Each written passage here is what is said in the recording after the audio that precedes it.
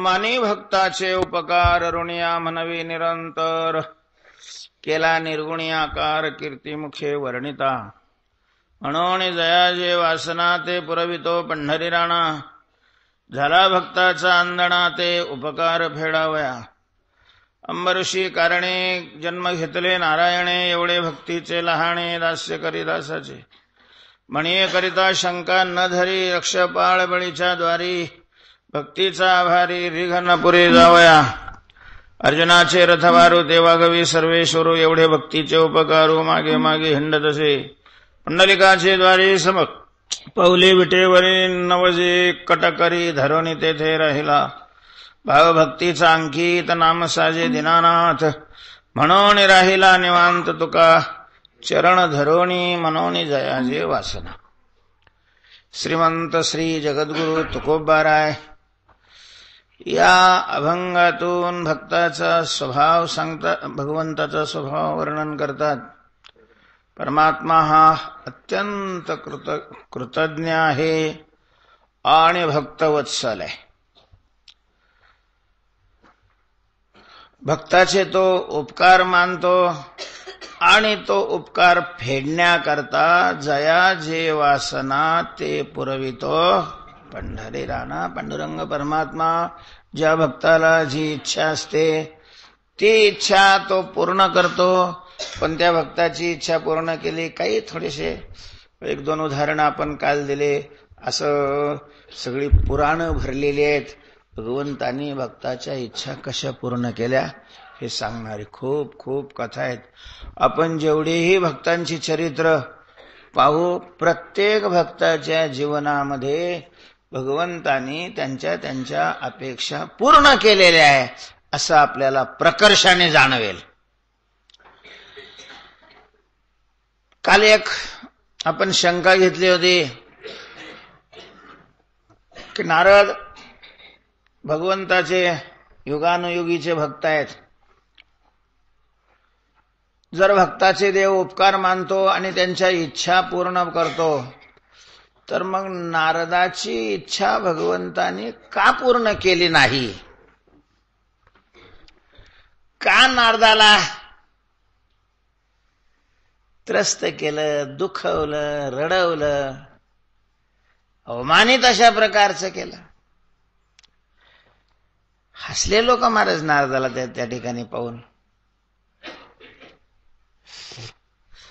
कारण याला नारदाचा देवावर विश्वास, देवाला त्यांनी सांगितलं होतं की मला हरिरूप द्या. भगवंतांनी सांगितलं की लगेच घेऊन जा असं नाही म्हणलं, वेळेवर तुला प्राप्त होईल, काळजी नको करू.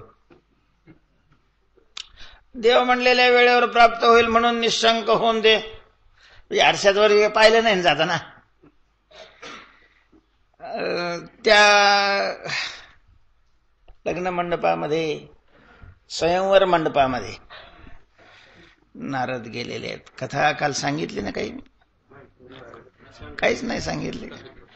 मग कसं काय असं मध्येच गोळ्या मारल्यावर तुमच्या डोसक्यात कथा ज्याला सगळीच माहिती त्याला लक्षात येईल. ते काय झालं होतं, नारद तपश्चर्या करायला बसले.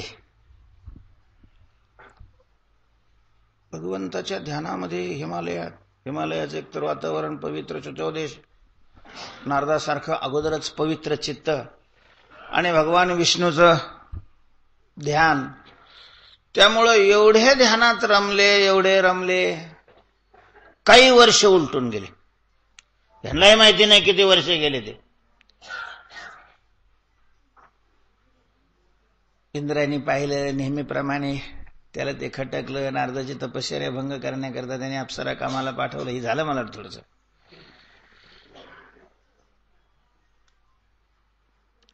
आणि नारदाचं ध्यान भंग झालं. काय ताकद असते महाराज या कामाची, अप्सरेची वगैरे एवढी ताकद आहे की एवढ्या वर्ष ध्यान करत बसलेल्या नारदाचं ध्यान सुद्धा त्याने काय केलं? भंगवलं. भगवान शंकराचं ध्यान मोडलं. जबरदस्त ताकद आहे. पण इतर तापसी माणसाला जसं तपाचा भंग केल्यानंतर क्रोध येतो. एक तर काही तापसी त्यांच्या वश होऊन जातात, तपालाच विसरूनच जातात. आणि जर वश नाही झाला तर याने आपल्या तपाचा भंग केलेला आहे म्हणून त्यांना काय येतो? क्रोध येतो. आणि मग क्रोधाने ते शाप वगैरे देऊ शकतात. नारदाला म्हणजे काम तर निर्माण झालाच नाही, पण क्रोधही निर्माण झाला नाही. आनंदाने त्यांना पुन्हा स्वर्गाला पाठवलेलं आहे. त्यांनी स्तुती केली नारदाची. ही स्तुती अतिशय वाईट आहे महाराज. पारमार्थिक माणसाने स्तुतीला विष समजावं. विष. आवडते आपल्याला स्तुती, सगळ्यालाच आवडते. मला आवडते, तुम्हालाही आवडत असेल. चांगला वाटतो स्तुती करणारा. म्हणजे आपण नालायक असलं तरी त्यांनी स्तुती केली तरी चांगलं वाटतं. आपल्याला माहिती असतं आपण नालायक आहे म्हणून. किमान गाथा ऐकणाऱ्या माणसाला तरी नक्की लक्षात येतं की आपण कसे नालायक आहे, कशा गोष्टी आपण करतोय. आणि तरी एखादा स्तुती करायला, ओह महाराज म्हणजे काय, शांतीचे पुतळे. जमलं म्हणजे चहात थोडी साखर कमी जास्त झाली तर कब्बशी फेकून देतो, तरी शांतीचे पुतळे. काही लोकांची श्रद्धा असते आणि काही लोकांना ती सवयच असते. त्याची श्रद्धा असते असं बी नाही, त्याला हा शांतीचा पुतळा नाही हेही माहिती असतं, पण मग त्याला त्या माईक समोर मिरवायचं असतं, त्याला याच्याकडून काही उपटायचं असतं. त्याच्यामुळं मग स्तुती केली म्हणजे ते माहितीच आहे, ते भळभळतं. त्याच्यामुळं अयोग्य अशा प्रकारची उष्ट्राणांच्या ग्रहे लग्नम गर्धभाष्य शांती पाठका परस्परम प्रसंशंती अहो रूपम अहो ध्वनी, असाच जास्त प्रकार. सगळा नाही म्हणत मी, जास्त शब्द वापरला, जास्त प्रकार असतो. त्या सांगण्याचं तात्पर्य, स्तुती माणसाला आवडते, पण सावधान. परमार्थ आपल्याला जर आपलं चांगलं व्हावं असं वाटत असेल तर स्तुतीला विष माना. विष. कोणी स्तुती करत असेल तर त्याला नम्रपूर्वक हात जोडून सांगावं, स्तुती करू नकोस, स्तुती करू नकोस. तुझं तर वाटोळं होईलच, पण त्याच्यामुळं माझंही वाटोळं होईल. तेव्हा तुला काय देवाविषयी बोलायचं असेल बोल, संताविषयी बोल. वैयक्तिक अशा प्रकारची आपली स्तुती करायची नाही. काय होतं स्तुतीनं? किती गोड वाटते बरं महाराज. महाराज तुमचं प्रवचन ना अमृत ओतितोय जसं काय कानात वाटत. मग काय ऐकू नये? जर इतकं गोड आहे, शांत आहे, मनाला आनंद, चित्ताला आनंद होतो आपली स्तुती केल्यानंतर, तर ऐकू का नये? त्याचं कारण आहे की स्तुतीने अहंकार पुष्ट होतो. स्तुतीने चित्त शुद्ध होतं असं नाही, स्तुतीने अहंकार पुष्ट होतो. आणि तो अहंकार आहे जो आपला मूळ शत्रू आहे, मुख्य शत्रू आहे, ज्याने आपलं साम्राज्य हिरावून घेतलेलं आहे, आपल्याला भिकारी बनवलेलं आहे. वन करत विषयाच्या दारामध्ये सुखाची भीक मागायला ज्याने लावली, तो अहंकार आहे. आणि तो अहंकार या स्तुतीमुळं काय होतो? पुष्ट होतो महाराज, वाढतो. म्हणून परमार्थ करणाऱ्या माणसांनी आपली स्तुती विष मानावं. घेऊ नये, स्वीकारू नये, स्तुतीचा स्वीकार करू नये. म्हणजे दुसऱ्याची स्तुती संतांची करावी, देवाची करावी. देवाने संत सोडून इतराची स्तुती आपणही करू नये, कोणाची घेऊही अशा प्रकारची नाही. बहु बोलणे ते वारा. भक्तीची साधना करणाऱ्याने तर बोलणं हे अत्यंत संतुलित अशा प्रकारचं ठेवलं पाहिजे, अत्यंत संतुलित. संग दुसरा परजावा, बहु बोलणे नसावी वासर, निद्रा बहु भाषण नये बोलो फार, बैसो जनामध्ये सावधान बुद्धी इंद्रिय दमे. महाराज त्या कामादिकांनी केलेल्या स्तुतीमुळं नारदासारख्याचं किती वाटोळं झालं. जर नारदासारख्याचं होतं तर आपण तर गिरिये में खिसखिस म्हणतात काय. कुठं नारद आणि कुठं आपण खसखस. ते अगदी अतिशय लहान दाना असतो तिचा. आणि दरीत पडली आणि म्हणले हुडका. आता काय हुडकायची, ते कुठं पडून गेलेले असणार आहे. तसं आपण तर परमार्थाच्या या मोठ्या अवकाशामध्ये, क्षेत्रामध्ये किती स्थान आहे आपल्याला. नारदासारखे, सूर्यासारखे भक्ती क्षेत्रामध्ये दैदिप्यमान असणारे, चमकणारे, आपल्या भक्तीच्या प्रकाशाने जगाला उज्ज्वलित करणारे, त्यांची सुद्धा स्तुतीनं ही तरा होते. बरं, ती अवास्तव स्तुती होती असंही नाही. वास्तव रीतीनं नारदाला त्या ठिकाणी काम निर्माण झाला नाही आणि क्रोधही निर्माण झाला नाही. पण बस त्यांनी काय सांगितलं, नुसतं एक म्हणले, व नारदा, शंकरापेक्षा तुम्ही श्रेष्ठ झाले. कारण परमार्थामध्ये जे श्रेष्ठत्व असतं तर ते संस्थांवर नसतं. परमार्थात जे श्रेष्ठत्व असतं ते चेले किती आहे याच्यावरही नसतं. परमार्थात जे श्रेष्ठत्व असतं ते चेले कोण आहेत, आमदार आहेत का, बँकेचे, सचिवालयातले आहेत का, आणखीन कोणी भरपूर लोकांना लुटणारे आहे का, ते चेले, ह्याच्यावरूनही मोठेपण नसतं. परमार्थातलं मोठेपण आहे विकारावर कुणी किती विजय मिळवला त्याच्यावर. भगवान विष्णूलाही सर्वश्रेष्ठ देव कुठल्या ह्याच्यावरून मानलं गेलं, विकारावर विजय मिळवून, क्रोधावर विजय मिळवला म्हणून.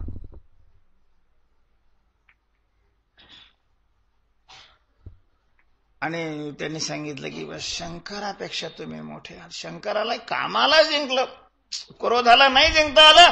कामाची त्याने होळी केली, राख केली. तुम्ही कामालाही जिंकला आणि क्रोधालाही जिंकला महाराज. त्याच्यामुळं तो अहंकार एवढा वाढला गेला. ध्यानन पिनन दिलं सोडून आले, याला सांग, त्याला सांग, त्याला सांग, त्याला सांग. बरं, लोकांनी वाहवा केली, लोकांची सर्टिफिकेट घेऊन मग थांबावं का नाही, थेट शंकरापर्यंत कैलासाला गेले. शंकराला सांगितलं, भगवान असं झालं तसं झालं, पण तुमच्या कृपेनं, म्हणायचं असतं तुमच्या कृपेनं, मनात असतं पठ्ठ्यानं, पठ्ठ्यानं हे केलेलं आहे. आपल्या कृपेनं ते म्हणायचं नुसतं तोंडावर वरवर असतं ते. आता बाकीचे लोक वेगळे, शंकरात ह्या क्षेत्रातले पुन्हा मोठे, त्यांच्या लक्षात आलं की याला काय झालंय, अहंकार झाला. म्हणून नारदाकरता त्यांनी सांगितलं की नारदा, खूप चांगलं आहे, तुम्ही कामक्रोधावर विजय मिळवला. परमार्थातलं एक फार मोठं अशा प्रकारचं ठिकाण तुम्ही हस्तगत केलेलं आहे. पण माझी विनंती आहे. म्हणले काय, तुम्ही इथपर्यंत आले ठीक आहे, वर नका जाऊ, वैकुंठाला नका जाऊ, तुम्ही हे तुमची टिमटिमी तिथं नका वाजवू. कारण भगवान शंकराला माहितीये की भगवान विष्णूला अहंकार सहन होत नाही. आणि हे तिथं बडबड करायला लागलं म्हणजे ते लगेच याचं काय करतील, ऑपरेशन करतील, याचं दुखल. म्हणून नारदावर दया म्हणून त्यांनी सांगितलं. हा मनात म्हणलं, पहा ना बेटा, मी याच्यापेक्षा श्रेष्ठ झालाय तर तिकडंच नका सांगू म्हणतो, इकडंच सांगा. पहिली गाडी धरली, वैकुंठाला गेले. मग काय देवाचं तर, अरे राम राम राम राम राम, या या या या या नारदा, धन्याजी दीन झाले, संतांचे दर्शन, तुका म्हणे आले घरा तोची दिवाळी दसरा, एवढी स्तुती केली नारद. अजून काय नारदा, किती दिवस झालं तुमचं दर्शन नाही. काय देवा, मी हिमालयामध्ये गेलो होतो. मग एकदम नाही सांगता येत ना, मग थोडस आळे पिळे घेऊन अवरोह जरा करून भूमिका मांडून सांगितलं की काम क्रोधावर काय. वा वा वा नारदा, म्हणजे तुम्हाला क्रोध सुद्धा नाही आला, क्रोधाला जिंकलो तुम्ही, तेव्हा आपली कृपा. वा, तुम्ही तर शंकरापेक्षा काय झाले. मग यांना तर हेच लागत होतं, आणखीन वर गेले. काय देवाने जीव फिव घातलं, सत्कार काय शाल फेल दिले मला नाही माहिती, पण भरपूर संतुष्ट केलं. म्हणजे आणखीन ते काय असतं, बेंड जर फोडायचं असलं किंवा डोळ्याचं जर ऑपरेशन करायचं असलं तर ते पूर्ण पिकू द्यावं लागतं. म्हणजे ते कच्चं असताना त्याला फोडता नाही येत, कारण रस बाहेर निघत नाही. त्याच्यामुळे ते चांगलं पिकू द्यावं लागतं. तसं यांचं अहंकाराचं बेंड पिकवण्याकरता देवाने पाचटात घातलं, त्याच्यावर पावडर टाकली अजून, असं चांगलं पिकू दिलं.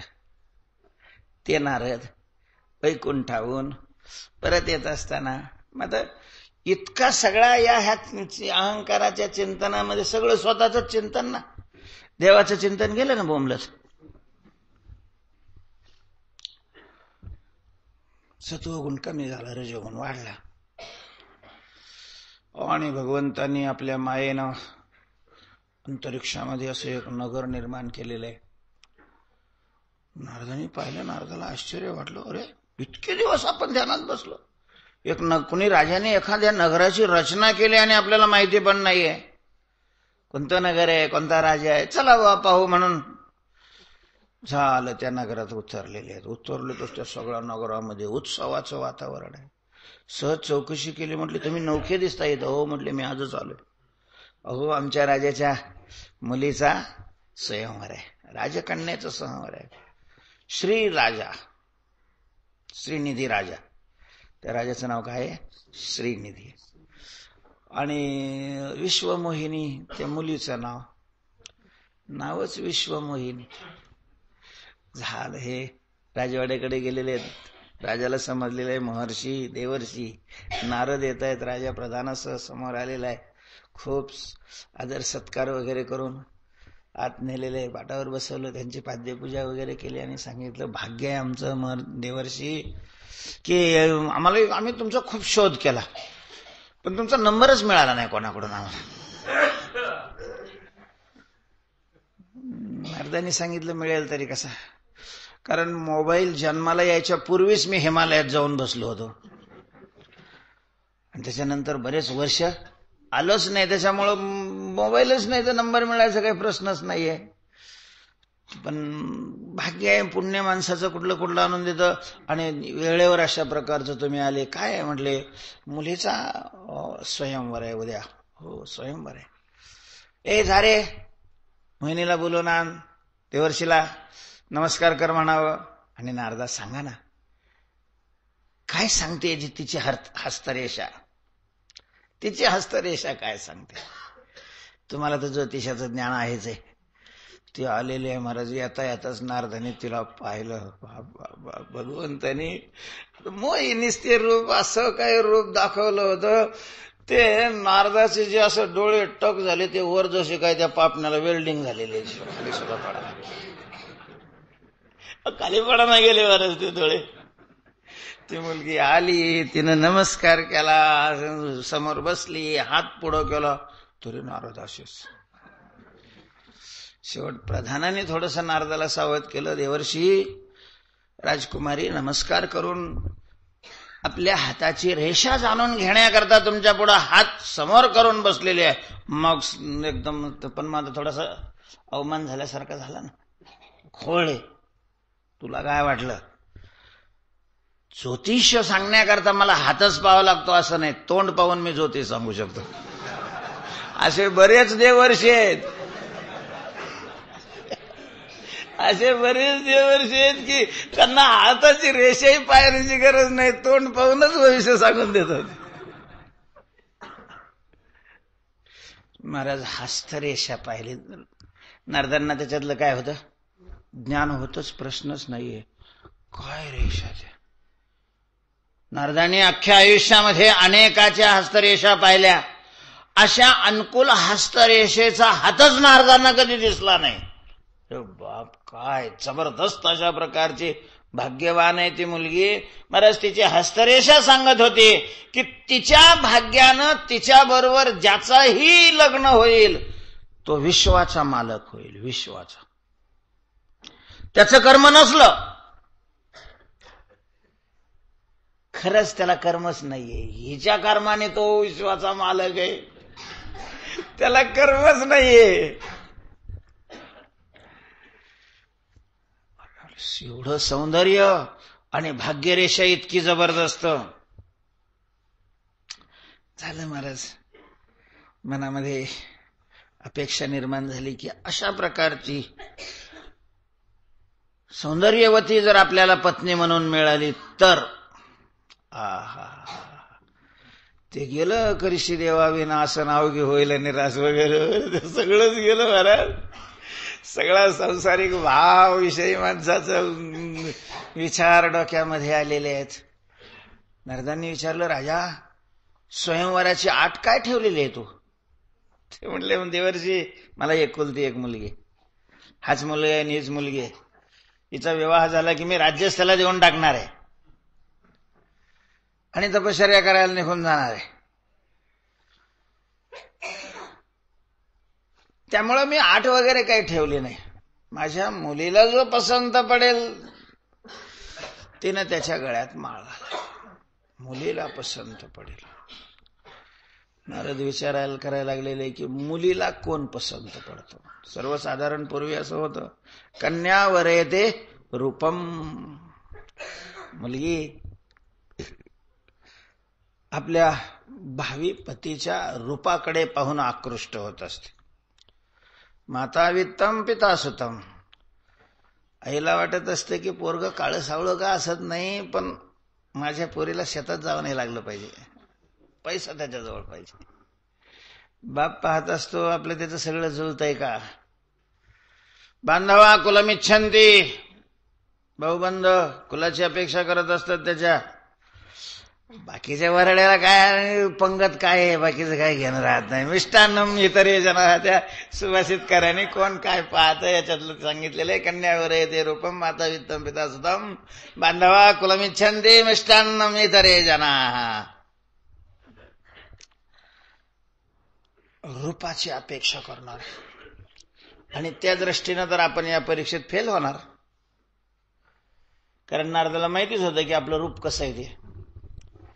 म्हणजे कोणाला जर वांती होत नसेल, काहींची रूप अशी असतात कोणाला वांती होत नसेल तर नुसतं त्याच्या तोंडाजवळ तोंड न्यायचं. त्याने हा केलं की एवढी घाण येते की याला वांती झालीच पाहिजे, असं रूप आहे. अशा रूपाला कुठलीही तरुण कुमारी स्वीकारणार नाही. मग त्यांच्या लक्षात आलं, देवाजवळ असं रूप आहे की कोणीही त्याला पाहिलं तर काय होऊन जातो, भुलून जातो. महाराज देवाचं रूप असं आहे, तरुण स्त्रिया त्याला भुलतील याच्यात विशेष नाही, तरुण माणसं भुलून जातात. भगवंताचं रूप असं आहे, भगवंताचं रूप असं आहे की जोही कोणी पाहिल, पशु पक्षी वेध होऊन जातात. वेधेल्या बाळा नर नारी त्या सकाळा, बाळा खेळव्या बाळा त्याही विसरल्या. भगवंताचं रूप आहे. म्हणले मग इथं का बरं नाही पंढरपुरात लोक वेधून जात? दर्शन करत नाही असं नाही मला म्हणायचं, पण वेधून नाही जात तर तो खरं रूपच दाखवत नाही सगळ्याला. म्हणून तर संतांना हट्ट करावा लागला त्याच्या पुढं की ते रूप दाखवी. उद्धव अक्रूराशी आणि व्यास अंबऋषी रुक्मांगदा प्रल्हादाशी दाविले ते दाखवी, तरी मी पाहेन पाहेन. तेव्हा मागच्या संतांना जे रूप दाखवलं, गवळणीला जे रूप दाखवलं ते रूप मला दाखव. भगवान सांगतात, नाहम प्रकाश सर्वस्य योगमाया समावृतः. मी सगळ्याकरता नाही प्रगट होत, माझ्या मायेचं वस्त्र अंगावर घेऊन मी उभा असतो. जो एखादा योग्य अशा प्रकारचा भक्त आहे, मी ज्याचा अंगीकार केलेला आहे, त्याला एखाद्याला मी दाखवतो. अर्थात भगवंताजवळ ते रूप आहे, हरिरूप म्हणतात. म्हणजे दुसऱ्याचं मन हरण करणारं अशा प्रकारचं रूप असल्यामुळे त्याला हरिरूप म्हटलं जातं. देवाने जर तेवढ्या पुरतं जरी दिलं, एकदा माळ घातली मग संपलं काम, पुन्हा काय अडचण आहे. नारद योग सामर्थ्यानं महाराज तिथून पुन्हा वैकुंठाला गेले. बरं, कामक्रोधावर विजय मिळवलाय म्हणून याच्यापूर्वी प्रौढी मारणारे नारद, तास बी नाही झाला ना, नारद परत आले. भगवंतांनी पुन्हा सत्कार केला. नारदा काही विसरलं, तारखेची डायरी वगैरे राहिली काही दस. अशी मजा घेतो महाराज देवभक्ताची. आणि त्यातली त्यात एखादा जर विकारासक्त भक्त असला ना, अरे राम राम, लय चवी चवीनं लगे त्याची मजा घेतो, चवी चवीनं. त्याला ती खोडच आहे म्हणा. नाही नारद, नाही देवा, तसं काही सविसरलं वगैरे काय नाहीये. मग परत आले म्हणून म्हटलं आता बरं, तुम्हाला तर काय कसली इच्छा नाही राहिलेली, क्रोध नाही राहिलेला, त्याच्यामुळं धावपळीचा काही संबंधच नाही ना. पळायला कोण लावते महाराज? इच्छा लावित असते. इच्छा जोपर्यंत इच्छा आहे तोपर्यंत पळत राहतो मनुष्य. आता इच्छाच नाही राहिली, इच्छेवर विजय मिळवला, इच्छा म्हणजे काम, आता काय अडचण आहे? नारदाला वाटलं खरंच शंकर सांगत होते इकडे येऊ नको, उगाच चालू पहिल्यांदा इकडं. आता ते पहिलं सांगितलेलंच आपल्याला हे सांगायला अडचण करायला लागलं ना.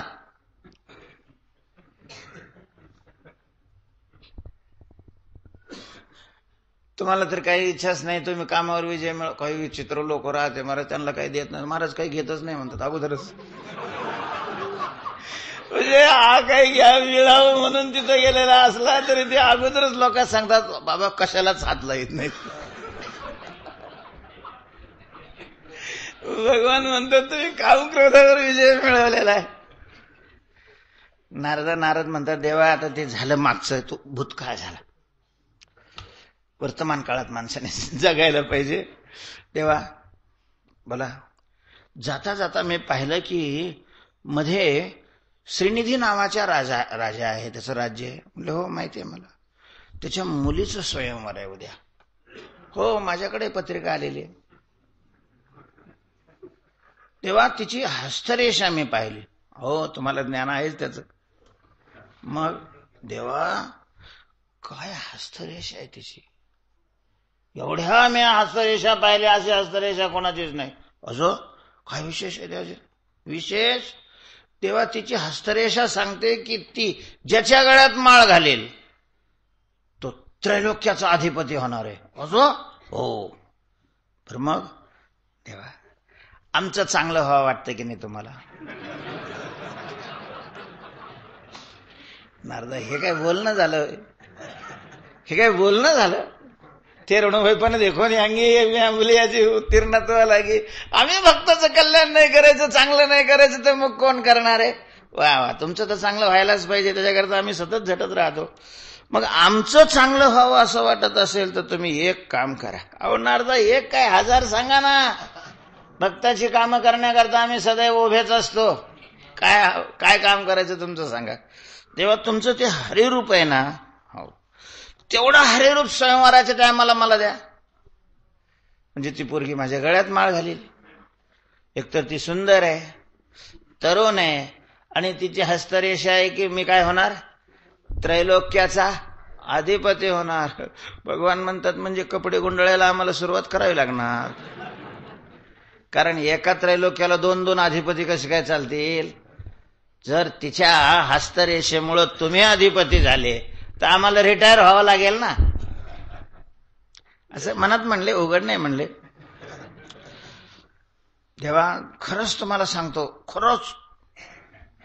खरंच तुम्हाला सांगतो देवा, जर तिनं माळ घातली ना कल्याणच. तेव्हा आमचं कल्याण जेणेकरून होईल असं तुम्ही मला काय द्या? तुमचं रूप द्या, हरे रूप द्या.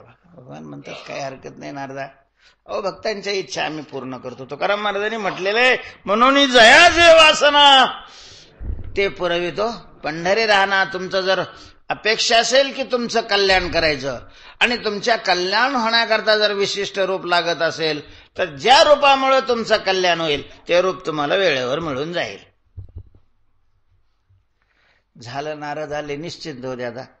आता आपल्याला हरिरूप मिळणार आणि ते रूप पाहिल्यानंतर अशी कोण जगामध्ये कुमारिका आहे की त्या रूपाला सोडून दुसऱ्या संक्रांतीच्या सुगडाच्या गळ्यात माळ घालेल? महाराज भगवंताच्या रूपापुढं जगामध्ये काय सुंदर आहे सांगा ना. तेव्हा असं सुंदर स्वरूप सोडून दुसऱ्याच्या गळ्यात कोण माळ घालणार आहे? त्यामुळे निश्चिंत होते नारद. झाले सकाळी स्वयंवराची वेळ झालेली आहे. देशोदेशीचे राजकुमार त्या ठिकाणी त्या मुलीला प्राप्त करून घेण्याकरता उपस्थित होऊ लागलेले आहेत. सत्कार करून तिथं बसवणारी माणसं त्यांना आसनावर नेऊन बसवू लागलेले आहेत. असं प्रत्येक त्याची वेगळी होती. सामान्य लोक बसण्याकरता वेगळी बैठक होती, ऋषीमुनी करता वेगळी बैठक होती, राजकुमाराकरता वेगळी बैठक होती, आशीर्वाद देण्याकरता येणारे मोठी जी मंडळी आहे त्यांच्याकरता वेगळी बैठक, अशी बैठकीची व्यवस्था. नारद महर्षी अगदी टाईट आहे, अहंकार तर वाढलेलाच होता, टाईटपणातच गेले. त्यांनी नमस्कार वगैरे केला. म्हटले चला महाराज, ते ऋषीच्या याच्याकडे त्याने त्याला दिलं सोडून, इकडं राजकुमाराच्या खुर्चीवर जाऊन बसले. आता त्या स्वयंवराच्या मंडपात गेल्यानंतर ते रूप प्राप्त होणार होतं. ते झालं वानराचं तोंड. हरी शब्दाचा एक अर्थ वानराचा आहे, काळ. ते बी माकडाचं नाही, वानराचं.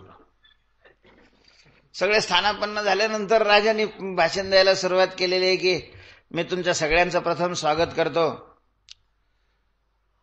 माझी एकुलती एक मुलगी विश्वमोहिनी, तिच्या स्वयंवराकरता आज सगळ्या जगातल्या प्रत्येक देशाचे राजकुमार, देव, गंधर्व हेही आलेले आहेत. आणि विशेष म्हणजे स्वयंवराकरता वानर राज सुद्धा या ठिकाणी उपस्थित आहे. त्याला ते दिसलं, बाकीचे लागले हसायला. यांना वाटलं कोण वानर राज, यांना काय माहिती आता आपल्यालाच तोड त्याचं प्राप्त झालेलं. बाकी ते जवळ बसलेले ते हसायचे. महाराज शिवगण होते ते काय करायचे, हसायचे. त्यांना यांना माहितीच नाही ना का हसतात ते. झालं, ती मुलगी हातामध्ये माळ घेऊन आलेली आहे. एक जण प्रत्येक राजकुमाराचा तिला परिचय करून देतोय. ती प्रत्येकाला अशी ओलांडत पुढे चाललेली आहे. ती आली की सगळे उभा राहत आहेत. यांच्याच बरोबर जवळ ती आलेली, ती आली की ती दचकलीच एकदम. आणि ती बाकीचे म्हणे ही माकडी तर कसं काय आले.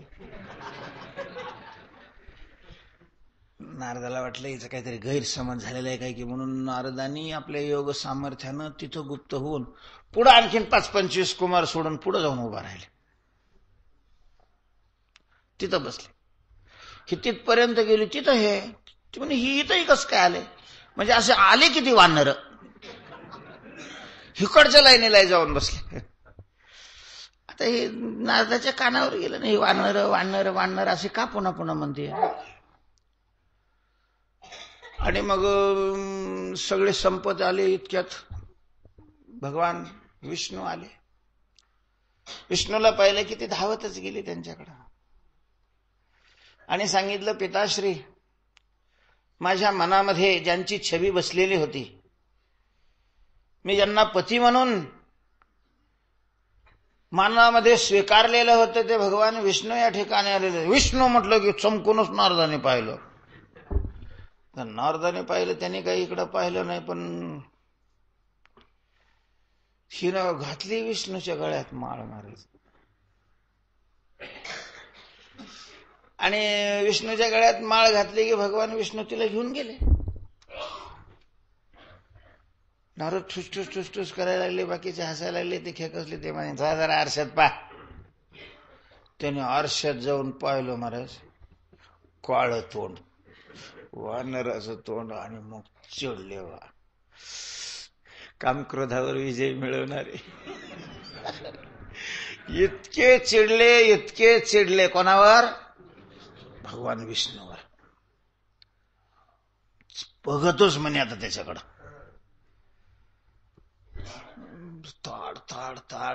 ताड करत वैकुंठाला निघाले. हे रस्त्यातच होते.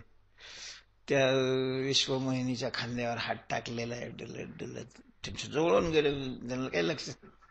पुढे गेल्यावर याने, ओ नारदजी, अहो आम्हाला नमस्कार करू द्या, संतांचे आशीर्वाद हवे ना. नारदांनी चमकून मागं पाहिलं तर ही जोडी, तिच्या खांद्यावर हात, आणि भगवान हसतायत. वरच त्या आगीत तेल पडावं असं झालं. थरथर नारद कापायला लागलेले आहेत. क्रोधाने सगळं शरीर आणि चित्त आपल्या अधीन केलेलं आहे. दात विष्णू,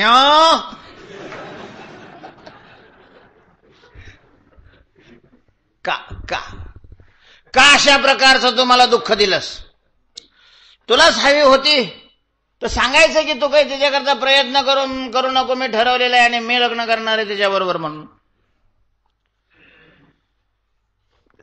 क्रोधाचा अतिरेक झालेला होता, तपश्चर्या केलेलीच होती.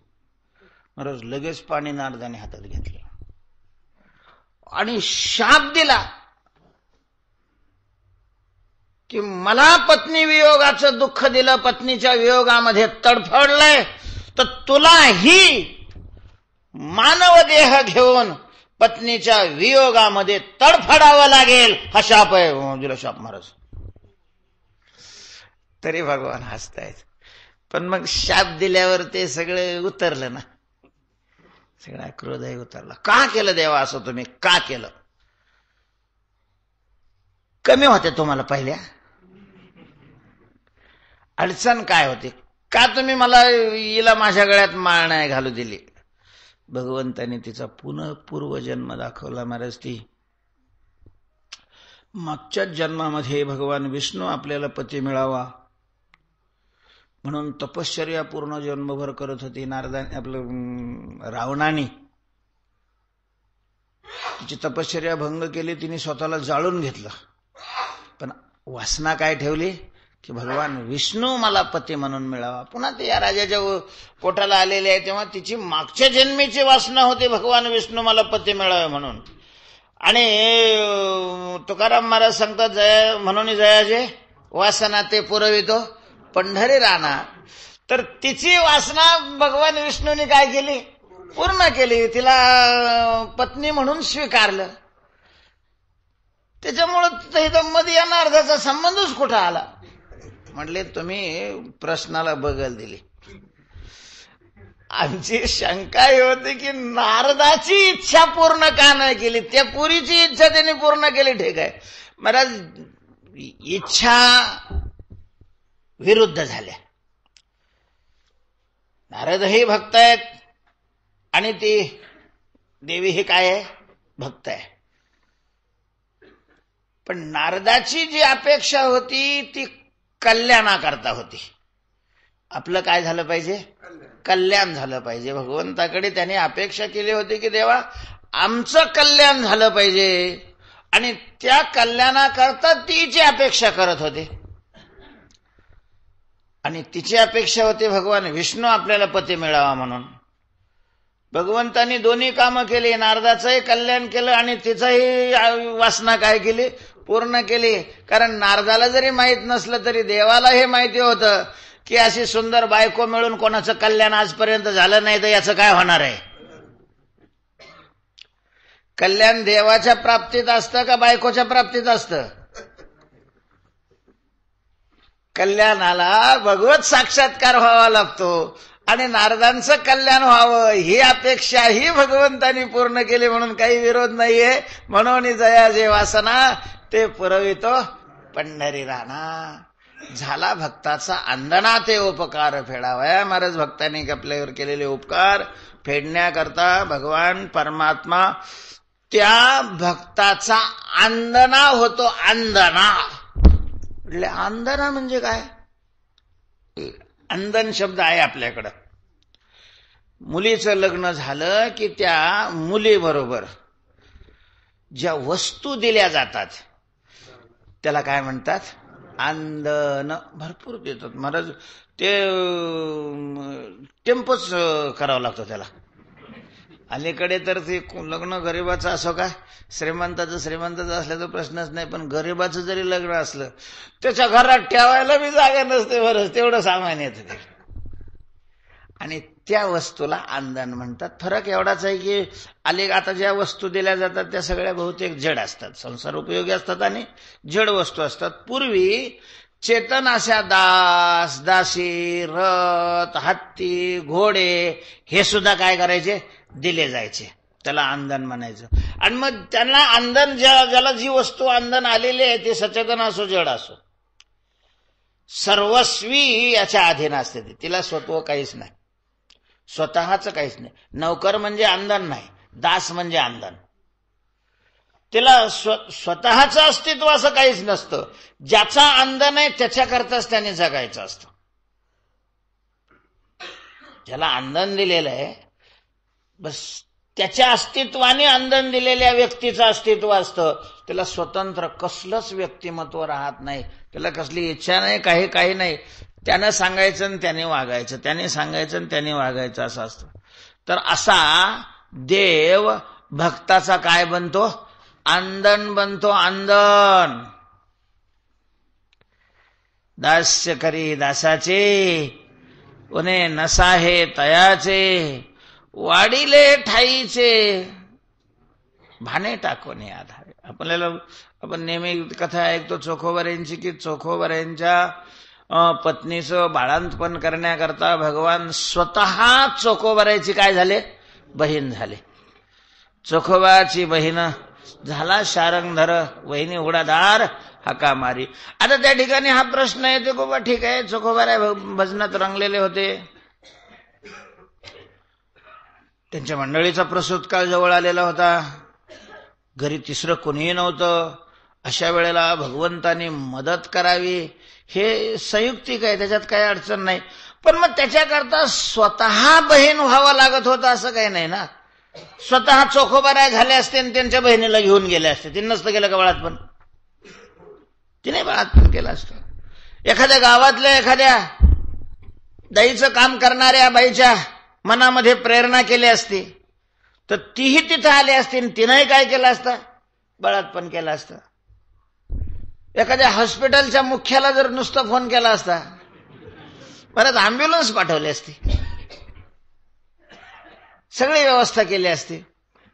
अशी दुसरी कुठलीही अशा प्रकारची व्यवस्था न स्वीकारता स्वतः भगवान चोखोबऱ्यांच्या बहिणीचं रूप घेतलं आणि मग दाईला सगळं करावं लागतं, बाळाचंही आणि बाळाच्या आईचं सुद्धा. अगदी भरलेले कपडे धुण्यापासून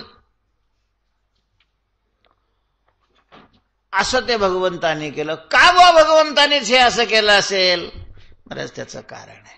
काय कारण आहे? किती दिवसापासून वाट पाहत होते परमात्मा की या चोखोबाचं कर्ज फेडण्याकरता आपल्याला संधी मिळावी. चोखोबा आहे त्याला संधीच देत नव्हते. आम्ही किती वेळ संध्या उपलब्ध करून देतो तर इकडे यायला त्याला वेळ नाही. आमच्या एवढ्या योजना असतात का रात्रंदिवस जरी हा आमच्याकडे राबला तरी काही त्याला काम नाही म्हणून रिकामं बसावं लागेल असं नाही. पण ते आमच्याकडे पाहत नाही आणि यांच्याकडे पाहतो तर हे त्याला संधी देत नाही. तर नेमकी संधी मिळाली आणि मिळालेल्या संधीचं मग त्याने सोनं करून घेतलं. काय ह्याला दुसऱ्याला देईल? कारण याला हौस आहे ना, भक्ताची सेवा करायची याला हौस आहे. अन्यथा त्यांचं प्रारब्ध होतच, त्याला याची काय गरज आहे? भक्त देवाला सांगत नाही का? कारण त्याचं असं आहे की शरीराचा प्रारब्धाशी संबंध आहे आणि ज्या प्रारब्धाने जे शरीर निर्माण झालेलं आहे ते प्रारब्ध त्या शरीराचा योगक्षेम वाहण्याकरता काय आहे? समर्थ आहे. त्याच्याकरता याची काय आवश्यकता होती? याला हाऊस आहे ना. अंधणा होतो, अंधणा झाला भक्ताचा अंधणा, ते उपकार फेडावया. कोणाकरता काय केलं भगवंतानी? कसे उपकार फेडण्याचा प्रयत्न केला? याची काही उदाहरणं तुकोबाऱ्यांनी अभंगात दिलेली आहेत. आतापर्यंत जे पाहिले ते अभंगात नव्हते, आपण दुसरीकडचे पाहिले. तुकोबाऱ्यांनी काही उदाहरण दिलेले आहेत. पहिलं उदाहरण दिलेलं आहे अंबऋषीचं. अंबऋषी कारणे जन्म घेतले नारायणे, एवढे भक्तीचे लहाने दास्य करी दासाचे. अंबऋषी कारणे नारायणे जन्म घेतले. नारायणे अंबऋषी कारणे जन्म घेतले. नारायण अर्थात भगवान पांडुरंग परमात्मा, जगाचा ईश्वर, जो अज आहे. अज भगवान स्वतः सांगतात, अजोपी सन्नव्यात्मा भूतानामीश्वरोपी सन्. सगळ्या प्राण्यांचा ईश्वर असणारा, अव्यय स्वरूप असणारा आणि अज असणारा. अज अज म्हणजे बोकड. अज शब्दाचा अर्थ काय? बोकड नाही. अज शब्दाचा अर्थ बोकड नाही. अज शब्दाचा अर्थ बोकड आहे, पण इथं बोकड नाही. म्हणजे नाही आणि ज म्हणजे जन्म. ज्याला जन्म नाही, सिद्ध आहे तो, स्वयंसिद्ध आहे. म्हणून त्याला स्वयंभू म्हणतात. देवाला स्वयंभू, स्वतः सिद्ध जो आहे, झालेला नाही, असलेला आहे. जगामध्ये ज्या वस्तू प्रतीतीला येतात त्या वस्तूचे दोन प्रकार असतात. काही झालेले आहेत आणि काही असलेले आहेत. काही झालेले आहेत आणि काही असलेले आहेत. झालेले आहे म्हणजे उत्पन्न झालेले आहेत, आणि काही उत्पन्न झालेले नाही, मुळातच सिद्ध आहेत.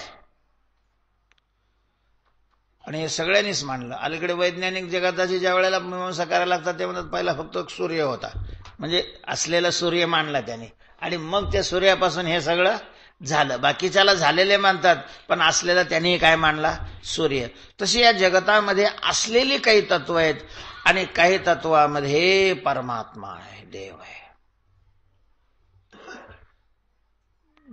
उत्पन्न होऊन तो त्याचं अस्तित्व आहे असं नाही, मुळातच अशा प्रकारचा तो स्वतः सिद्ध आहे. आणि असा स्वतःसिद्ध असणारा नारायण बरं, कर्माचा त्याला लेप लागत नसल्यामुळे जन्म मरण मृत्यूचा काही संबंध नाही. जन्मावं कोणाला लागतं? त्याचं कर्म शिल्लक आहे, आणि त्याचं फल काय करायचंय? भोगायचंय. त्याच्याकरता कर्मी जे उरावे तै ते सुखदुःखी फळावे, तया ते भोगावया यावे देहा एका. याला कर्मच नाहीये.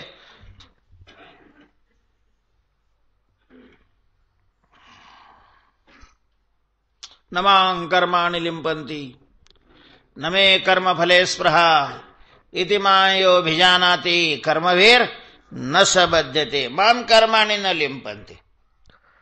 अशा प्रकारचा हा नारायण. पण अंबऋषी करता जन्म घेतले महाराज देवाने. अंबऋषी करता जन्म घेतले. अंबऋषी करता जन्म का बरं घेतले? काय संबंध आहे अंबऋषीचा आणि जन्माचा? तर ती कथा अशी आहे.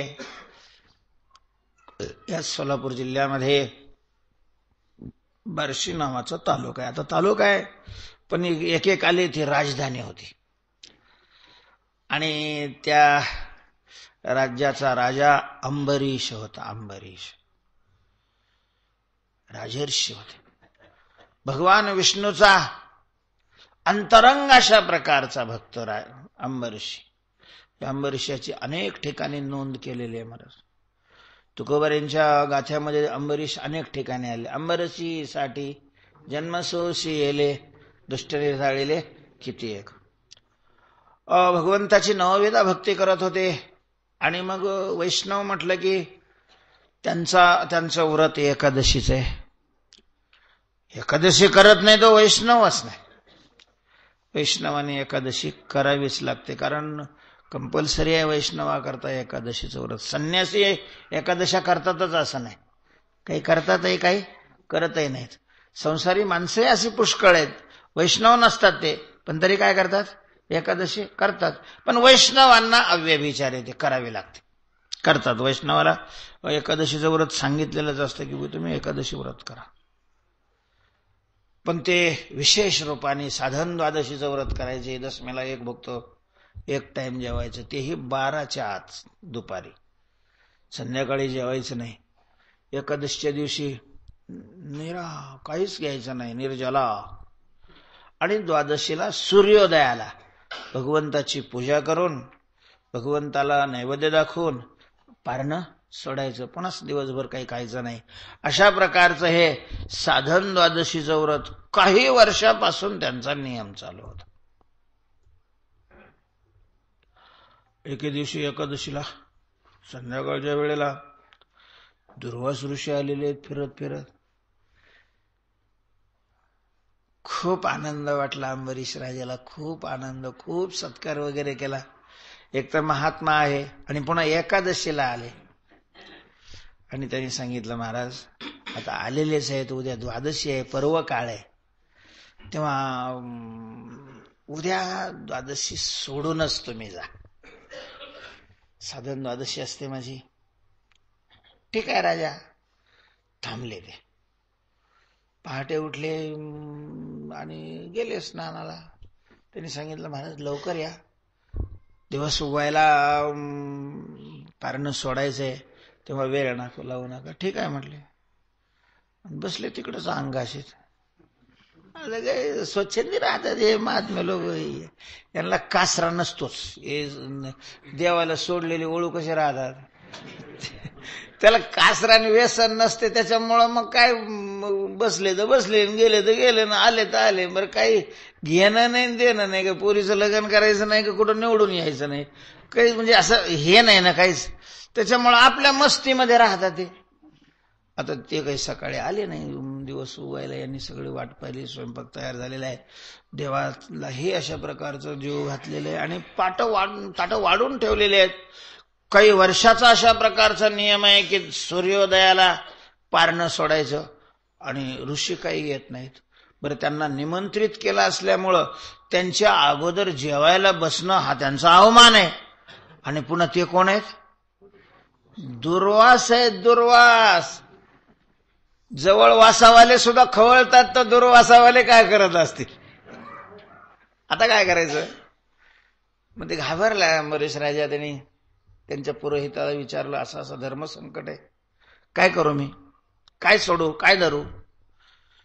त्यांनी सांगितलं, महाराज तुम्ही असं करा, तुळशीच्या पानाचं तीर्थ घ्या. तुळशीच्या पानाचं तीर्थ घेतलं म्हणजे पारणं सोडलं असं होईल, आणि ऋषी आल्याबरोबर त्यांच्याबरोबर जेवण करा. कारण कधी कधी आपत्तीच्या वेळेला नियमामध्ये तुटकारा, आपत्ती काळे नियमो नास्ती, असं एक वाक्यच आहे संस्कृत मधलं. ते आम्ही त्या हरिद्वारला त्या आश्रमात सप्ताह केला होता, तिथं त्यांनी जागोजाग लिहिलेलं होतं, आपत्ती काळे नियमो नास्ती. आपला नियम असतो बाबा बाहेरचं खायचं नाही, पण लयच कठीण प्रसंग आला तर काल चालतात काही लोकांना बटाटे वडे वगैरे, आपत्ती काळे नियमो नास्ती. त्यांनी तसं केलं आणि मग बसले. हे आले 9, 9:30 वाजता डुलत डुलत डुलत. महाराज बराच वेळ झालेला आहे, थंड झालेलं आहे अन्न, चला बसा लवकर. बसले पात्रावर, आणि मग पात्रावर बसल्यावर विचारलं, का रे राजा तू पारणं नाही सोडलं? ते म्हणे पारणं सोडलं. पारणं सोडलं एवढा शब्दच ऐकला बा, म्हातारं उठलं पात्रावर. माझ्या अगोदर मला निमंत्रित करून तू माझ्या अगोदर पारणं सोडलंस, लय भक्त झालास काय विष्णूचा? मुक्ती करता तू हे व्रत करतोयस?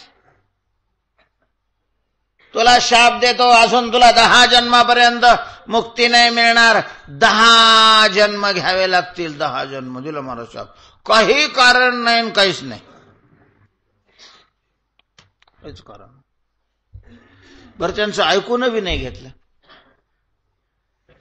तेवढ्यावर थांबले नाही, त्याने त्याचा नाश करण्याकरता कृत्य अशा प्रकारची सोडली. पुढचा सगळा इतिहास मला माहिती. तर म्हणजे मला संतुष्ट करण्याकरता अंबऋषी एकादशीचं व्रत करतोय, आणि एकादशीच्या व्रतामुळे ऋषीने त्याला काय दिलाय? शाप दिलेला आहे 10 जन्म घेण्याचा. भगवंतांनी सांगितलं मी घेतो, कारण ऋषीचा शाप आहे तो तर व्यर्थ जाणार नाही. भगवंतांनी स्वतः 10 जन्म घेतले, अंबरीशाला मुक्त केलं. अंबरीशी कारणे जन्म घेतले नारायण. 10 अवतार म्हणजे ते 10 जन्म आहेत. आता हे 10 जन्म अजून कोणाकोणाचं निमित्त करून करतोय हा काय माहिती बा. मोठी माणसं, हुशार माणसं, अरे राम राम, कोणाकोणाला म्हणत असतील तुमच्याच करता आलो,